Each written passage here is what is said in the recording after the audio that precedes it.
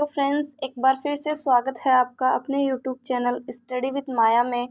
आज के सेशन में हम करने वाले हैं लैब असिस्टेंट के लिए जो बायोलॉजी का सिलेबस है उसमें जो पादप वर्गीकरण है उसमें एक टॉपिक है ब्रायोफाइटा। उसे आज हम एनसीईआरटी बुक से कवर करने वाले हैं।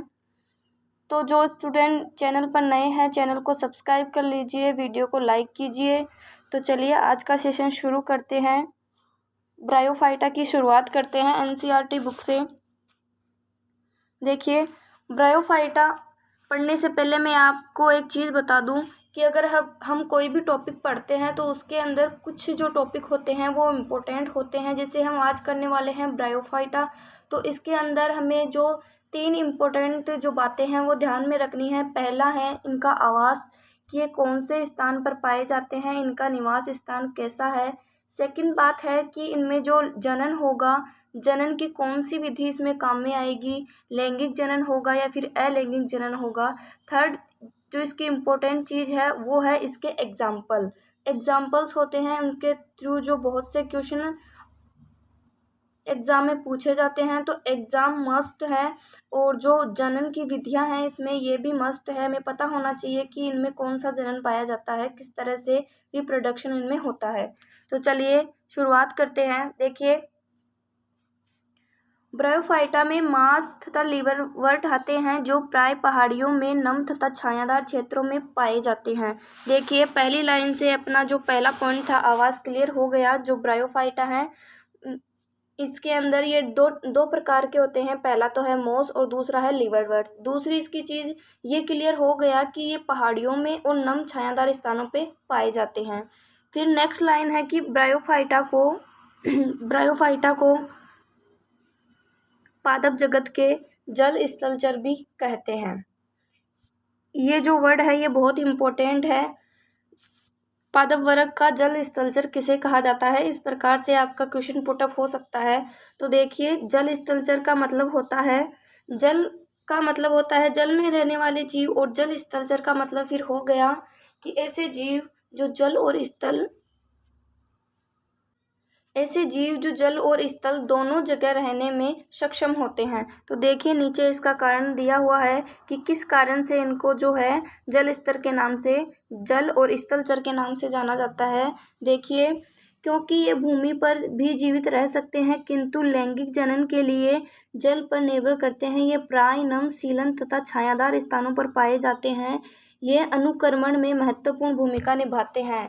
तो देखिए, लैंगिक जनन का यहाँ पर नाम आया है, इससे हमें पता चल गया कि जो ब्रायोफाइटा होगा उसमें जनन होगा, उसमें जनन की कौन सी विधि काम में आएगी, लैंगिक विधि काम में आएगी। और इनको जल स्थलचर क्यों बोला जाता है, ये स्थल पर अपना जीवन यापन कर सकते हैं। अगर इनको अपनी संतति को आगे बढ़ाना है, अपनी संख्या में विस्तार करना है, तो इन्हें जनन की क्रिया करनी पड़ेगी। और जनन की क्रिया करने के लिए जल जो है इनके लिए बहुत ही नेसेसरी है। विदाउट जल के ये अपना जो जनन की प्रोसेस है वो नहीं कर पाएंगे। और ये वर्ड है अनुक्रमण, इसका अर्थ हो जाएगा कि जो परिस्थिति में है ब्रायोफाइटा अपने पर्यावरण में है बहुत ही महत्वपूर्ण भूमिका निभाते हैं। अगला देखिए, अगला जो पैराग्राफ है इसमें बताया गया है जो ब्रायोफाइटा की आकार की होती है, मार्फोलॉजी होती है, वो किस तरीके से होती है। तो देखिए, इनकी पादपकाय शैवाल की अपेक्षा अधिक विभेदित होती है। ये शैवाल की तरह होता है और शयन अथवा सीधा होता है। यह एक कोशिक तथा बहुकोशिक मूलाभ द्वारा सबस्ट्रेटम से जुड़ा रहता है। इसमें वास्तविक मूल, तना, पत्तियां नहीं होती। इनमें मूल सम, पत्ती सम तथा तना सम संरचना होती है। अब देखिए, बताया गया है इसके आकारिकी के बारे में। जो ब्रायोफाइटा होते हैं ये इस तरह से होते हैं, इनमें ना तो पत्ती होती है, ना तना होता है, ना ही जड़ होती है, लेकिन इनमें फाल्स रूट पाई जाती है। मीन्स मूल सम, मूल के समान संरचना, पत्ती सम, पत्ती के समान संरचना, तना सम, तना के समान संरचना। बट इनमें रियल कोई भी पत्ती, मूल वगैरह है इसमें नहीं पाया जाता। ओनली ऐसा दिखने में ऐसा लगता है कि जैसे जड़ें हैं, मूल है। तो देखिए, ये अपना बायोफाइटा है और ये है इसका आधारीय भाग सबस्ट्रेटम, और ये है इनके मूलाभ। ये जो मूलाभ है इसके द्वारा ये आधारीय भाग से ब्रायोफाइटा जुड़ा हुआ होता है और ये मूलाभ के द्वारा अपना पोषण प्राप्त करता है। नेक्स्ट लाइन है कि ब्रायोफाइटा की मुख्य काय अगुणित होती है। देखिए ये लाइन बहुत ही इंपॉर्टेंट है, आप अगर नोट कर रहे हैं तो नोट कीजिएगा कि ब्रायोफाइटा की जो मुख्य काय होती है, इनका जो मुख्य शरीर होता है वो अगुणित होता है, मतलब कि एन टाइप का होता है। ये युग्मक उत्पन्न करते हैं, इसलिए इन्हें युग्मोद्भिद कहते हैं। इनमें लैंगिक जनन होगा और लैंगिक जनन होने के बाद में इनमें युग्मकों का निर्माण होगा, इसलिए इन्हें युग्मोद्भिद के नाम से भी जाना जाता है। अब देखिए जो ब्रायोफाइटा में लैंगिक अंग बहुकोशिक होते हैं। नर लैंगिक अंग को पुदानी कहते हैं। ये द्विकसाबी पुमंग उत्पन्न करते हैं। मादा जनन अंग को स्त्रीधानी कहते हैं। यह फ्लास्क के आकार का होता है जिसमें एक अंडा होता है। पुमंग को पानी में छोड़ दिया जाता है और ये क्या करते हैं, ये स्त्रीधानी के संपर्क में आते हैं और अंडे से संलग्नित हो जाते हैं, जिसके कारण युग्मनज बनता है। अब देखिए इसमें इस पैराग्राफ को आपको क्लियर करती हूँ। देखिए जो ब्रायोफाइटा है उसमें हमें ये तो क्लियर हो गया है कि लैंगिक जनन पाया जाएगा। इसमें ये इम्पोर्टेंट बात है कि लैंगिक अंग जो होते हैं बहुकोशिक होते हैं।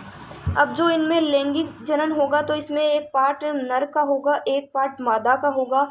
तो जो नर लैंगिक अंग है उसको क्या बोलते हैं, पुदानी कहते हैं, जिसके द्वारा पुमंग का निर्माण होता है। और कैसे पुमंग का निर्माण होगा, द्विकसाबिक पुमंग उत्पन्न करते हैं। कसाबिका का मतलब हो गया फेजिला, मतलब कि अगर ये कोई पुमंग का निर्माण होता है पुदानी के द्वारा तो इसमें दो फेजिला पाए जाएंगे। फेजिला के कारण क्या होता है, ये पुमंग गतिशील होते हैं, चलायमान होते हैं। तो देखिए नेक्स्ट लाइन है कि मादा जनन अंग को स्त्रीधानी कहते हैं। यह फ्लास्क के आकार का होता है। जो नर अंग लैंगिक अंग होगा उसे पुदानी कहेंगे और जो मादा जनन अंग होगा उसे स्त्रीधानी के नाम से जाना जाएगा। और ये फ्लास्क की आकृति का होता है जिसमें एक अंड होता है। पुमंग को पानी में छोड़ दिया जाता है, ये स्त्रीधानी के संपर्क में आते हैं और अंडे से संलग्नित हो जाते हैं। देखिए मैं आपको एक डायग्राम से क्लियर करती हूँ। यह है यह है पुदानी जिसके अंदर बना हुआ है पुमंग, और ये जो अंडाशय है वो कुछ इस स्त्रीदानी है वो इस आकृति से होता है, फ्लास्क की आकृति का, उसमें होता है अंड। तो इसमें जो पुमंग का निर्माण होता है उनमें कसाबिका पाई जाती है, द्विकसाबिक होते हैं। तो ये जो है चलकर इसके पास आता है और संगलित होकर इनमें लैंगिक जनन के माध्यम से युग्मनज का निर्माण हो जाता है। तो ये यहाँ से लेकर यहाँ तक चलकर आया है, किसके द्वारा, इसके अंदर दो कसाबिक पाए जाते हैं जिसके कारण ये चलायमान होता है, गतिशील होता है। आई होप आपको समझ में आ रहा होगा। फिर देखिए आगे है, युग्मनज में तुरंत न्यूनीकरण विभाजन नहीं होता और इसमें एक बहुकोशिक बीजाणु उद्भिद स्पोरोजोइट बन जाता है। स्पोरोजोइट मुक्तजीवी नहीं है बल्कि यह प्रकाश संश्लेषी युग्मोद्भिद से जुड़ा रहता है और अपना पोषण प्राप्त करता है। स्पोरोजोइट की कुछ कोशिकाओं में न्यूनीकरण विभाजन होता है जिससे अगुणित बीजाणु अंकुरित होकर युग्मोद्भिद में विकसित हो जाते हैं। अब देखिए युग्मनज बनने के बाद में स्पोरोजोइट का निर्माण होगा। स्पोरोजोइट बनते हैं वो मुक्त जीवी नहीं होते हैं, मतलब कि वो अपना पोषण स्वयं अपने आप नहीं बना सकते, इसलिए वो अपनी मातृ कोशिकाओं से जुड़े रहते हैं। मातृ कोशिकाओं का मतलब यहाँ पर हो गया प्रकाश संश्लेषी युग्मोद्भिद से जुड़े रहते हैं, अपना पोषण प्राप्त करते हैं। लेकिन कुछ ऐसी कोशिकाएं होती है स्पोरोजोइट की कुछ ऐसी कोशिकाएं होती है जिनमें न्यूनीकरण विभाजन हो जाता है और अगुणित बीजाणु अंकुरित होकर दोबारा से युग्मोद्भिद में विकसित हो जाते हैं। अब देखिए नेक्स्ट जो पैराग्राफ है इसमें बताया गया है, हमें इनके यूजेस बताए गए हैं, ब्रायोफाइटा के क्या क्या महत्व है। फर्स्ट हमारा आवाज़ क्लियर हो गया। दूसरा था इसमें पॉइंट की जो ब्रायोफाइटा होता है उसमें किस प्रकार का जनन पाया जाता है, तो लैंगिक जनन पाया जाएगा। उसके अंदर जो जो नर लैंगिक अंग होंगे वो बहुकोशिक होंगे, मतलब कि नर अलग होगा, मादा अलग होगा। मादा में होगा पुमंग और स्त्री में होगा मादा में होगा स्त्रीधानी।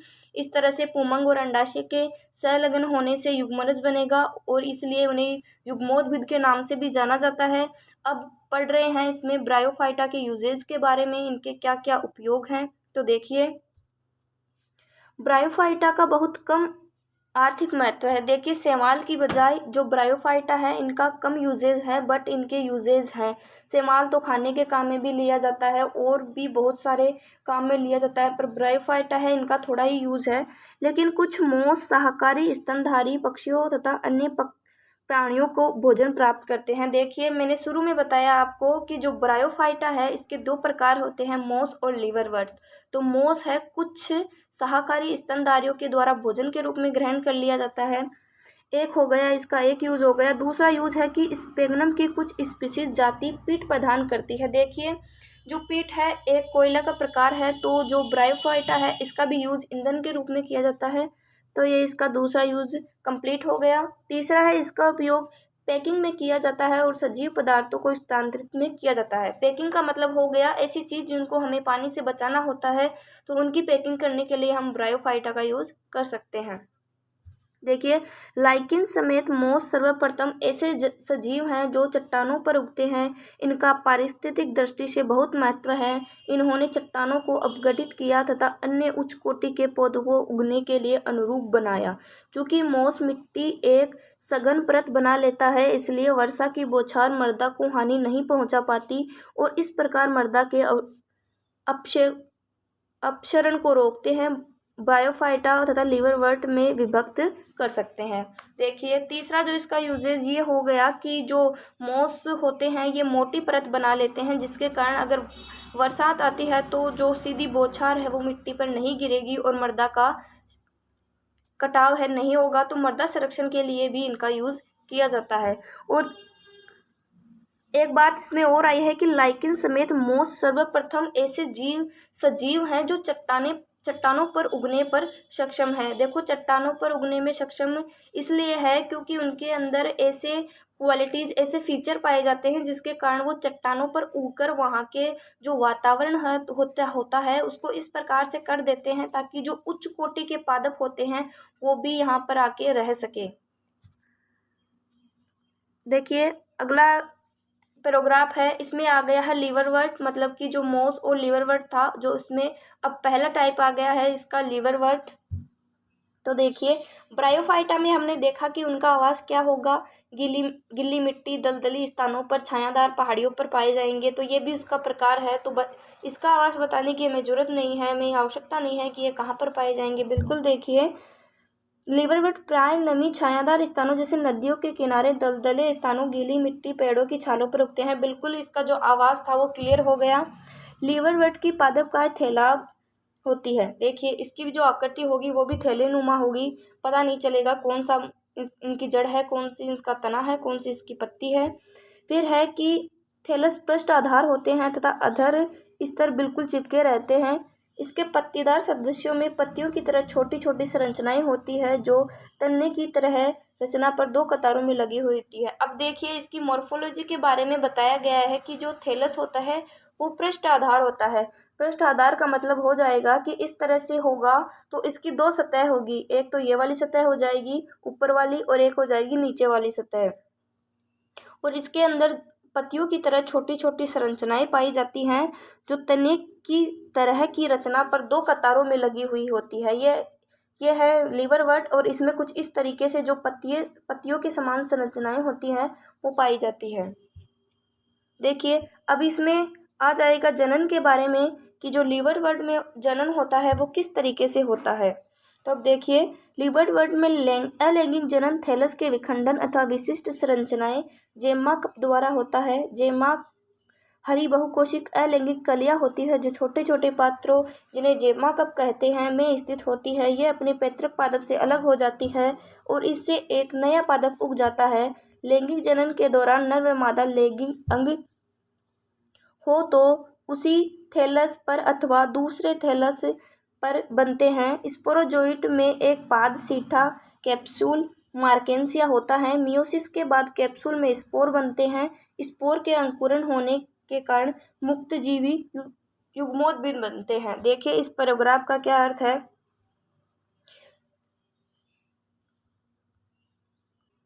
देखिए इसमें क्लियर हो गया कि इसमें अलैंगिक जनन होगा और अलैंगिक जनन भी कौन सी विधियों के द्वारा होगा, या तो होगा विखंडन या फिर जो विशिष्ट संरचना होती है जेमा कप द्वारा क्या होता है। जेमा कप द्वारा होता है। अब क्वेश्चन आता है कि जेमा कप क्या है। तो देखिए, जेमा कप लीवरवर्ट में पाई जाने वाली कप के नुमा आकृति होती है, कप की जैसी आकृति होती है, जिसके अंदर छोटी छोटी जेमा कलिकाएं पाई जाती हैं, और इन कलिकाओं के विखंडन होने से अगर ये जेमा कप नीचे गिरकर टूट जाता है, टूटने के बाद अगर ये 10 भागों में टूटता है तो 10 नए पादप का निर्माण कर लेता है। तो इसमें विखंडन और जेमा कप के द्वारा अलैंगिक जनन की क्रिया संपन्न होती है, और ये अपने पैतृक पादप से अलग होकर नया पादप उग जाता है। अगर बात करें इसमें लैंगिक जनन की, अगर इसमें लैंगिक जनन होगा तो सेम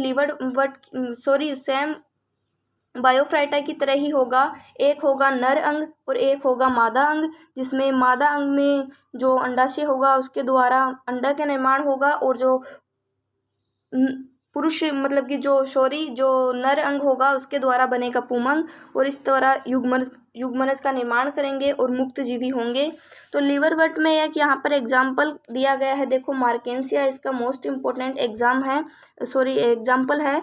स्पोरोजोइट में एक पाद सीटा तथा कैप्सूल होता है, जो मियोसिस के बाद कैप्सूल में स्पोर बनाते हैं। स्पोर के अंकुरण होने के कारण मुक्त जीवी बनते हैं। देखिए, लीवरवर्ट के 3 भाग होते हैं। ये होता है कैप्सूल, यहाँ पर कैप्सूल होता है, इसमें स्पोर का निर्माण होता है। ये सीटा होता है, और यहाँ पर जो इसको बोला जाता है पाद के नाम से बोला जाता है। तो यहाँ पर बीजों का निर्माण होगा, स्पोरों का अंकुरण होने के बाद में यहाँ पर फिर से एक नए पादप का निर्माण हो जाएगा, नए लीवरवर्ट का निर्माण हो जाएगा। इस तरह से इसकी जो जनन क्रिया है वो चलती रहती है। देखिए, अब अपना जो लास्ट इसका जो प्रकार है वो है मोस। अब हमें देखना है मोस के बारे में।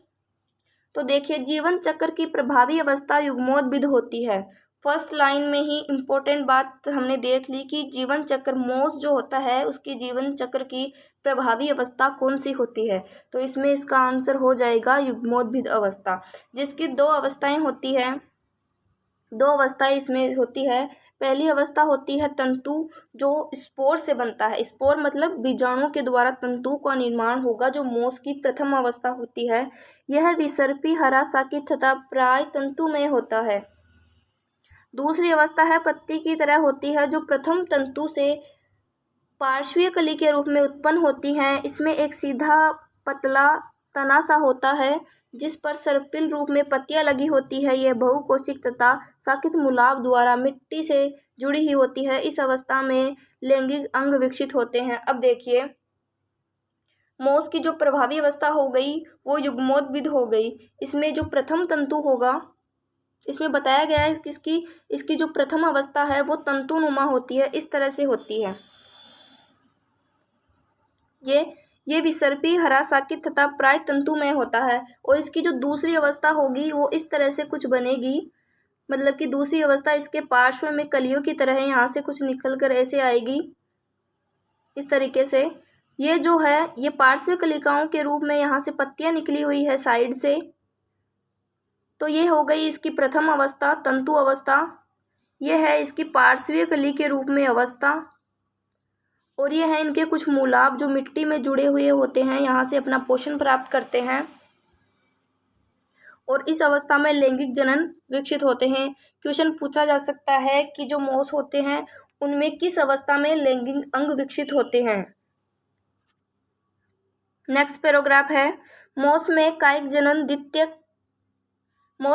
जनन द्वितीयक प्रथम तंतु के विखंडन तथा मुकुलन द्वारा होता है। तो अब इसमें देख लिए मोस के अंदर जो जनन की विधि होगी वो कौन सी होगी, कायिक जनन द्वितीयक प्रथम तंतु के विखंडन तथा मुकुलन के द्वारा होता है। लैंगिक जनन में लैंगिक अंग पुधानी तथा स्त्रीदानी पत्तीदार प्रवाह की चोटी पर स्थित होते हैं। निषेचन के बाद युग्मनज से स्पोरोजोइट विकसित होता है। यह पाद, सीटा तथा कैप्सूल में विभेदित होता है।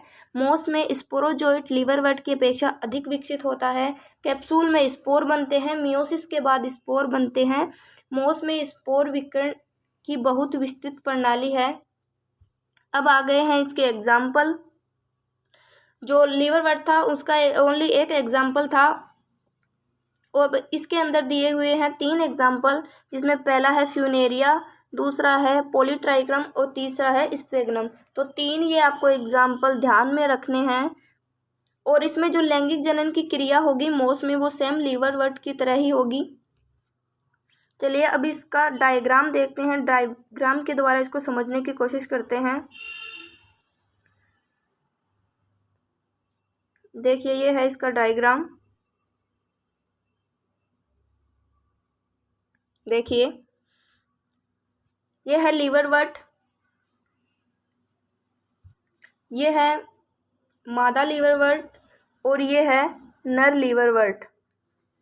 इसके अंदर देखिए हमने थ्योरी में पढ़ा था कि जो इनके पृष्ठ होते हैं वो पृष्ठ आधार होते हैं, उसका मतलब हो जाएगा कि इसमें दो प्रकार की जो लेयर होती है, इनके आकार की में मार्फोलॉजी में दो प्रकार की लेयर होती है।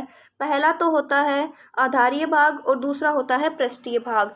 फिर इनके अंदर देखिए ये मूल जड़ों के समान कुछ संरचनाएं पाई जाती है, मूलाभ जो यहाँ से जुड़ी हुई होती है, और इन मूलाभ के द्वारा जो ये है ब्रायोफाइटा, ये लीवरवर्ट अपना भोजन प्राप्त करते हैं। थर्ड चीज़ है इसमें जेमा कप।